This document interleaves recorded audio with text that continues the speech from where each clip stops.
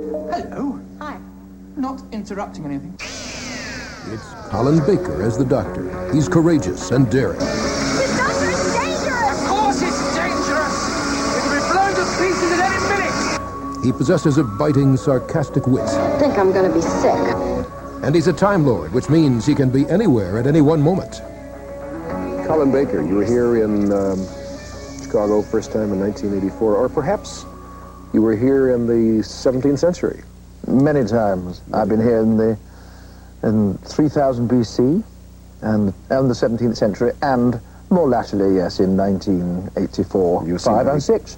Were you surprised, if we will get into the Colin Baker mode and not the Doctor Who mode for a moment, were you surprised at the celebrity that you had when you got here the first time, how well you were known? Yes. I was forewarned when I took on the role of the Doctor in Doctor Who that there was a certain fan attitude to the programme, both in England, Australia and in the States.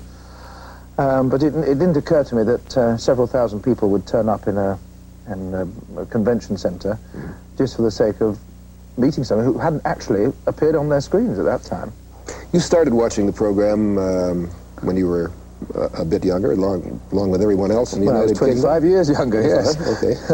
When John Nathan Turner came to you and said, "I want you to be the next Doctor," were you surprised by that? Very, very. I had played a small part in a previous story of Doctor Who when Peter Davison was playing the Doctor, and that hitherto has always disqualified anybody from ever playing the part. And I remember saying to my wife, the sad thing about playing this part of Max Hill in the Ark of Infinity, which is what I was doing, is that I'll never now be the Doctor. I said it tongue-in-cheek.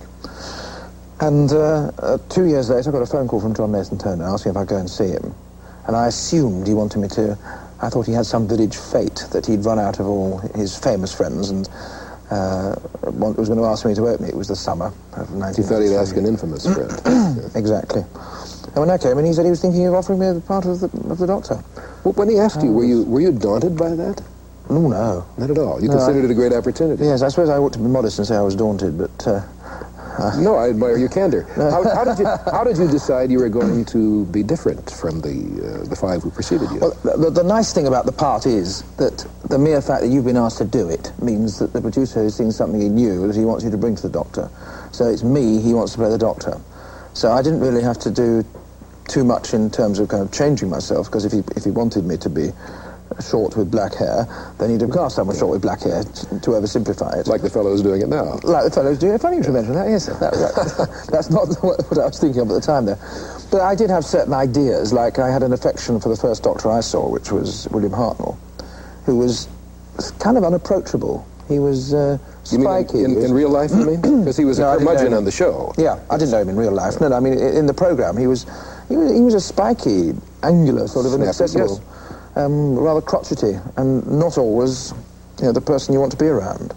And I thought, well, that was the original Doctor, and we've lost that. There's been a lot of wit and charm and humour and bravery. Let's have all those things too. But also, let's see if we can make this Doctor a bit.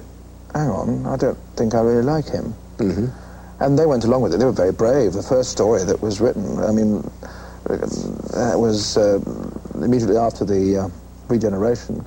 My Doctor became homicidal, which was brave in the writing. Mm-hmm. They kind of took my idea and developed it. Speaking of regenerations, if I may interrupt for a moment. Sure.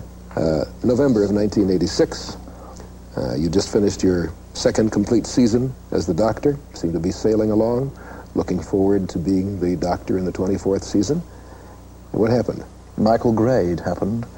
Yeah. He who must be obeyed, as he then was at the BBC.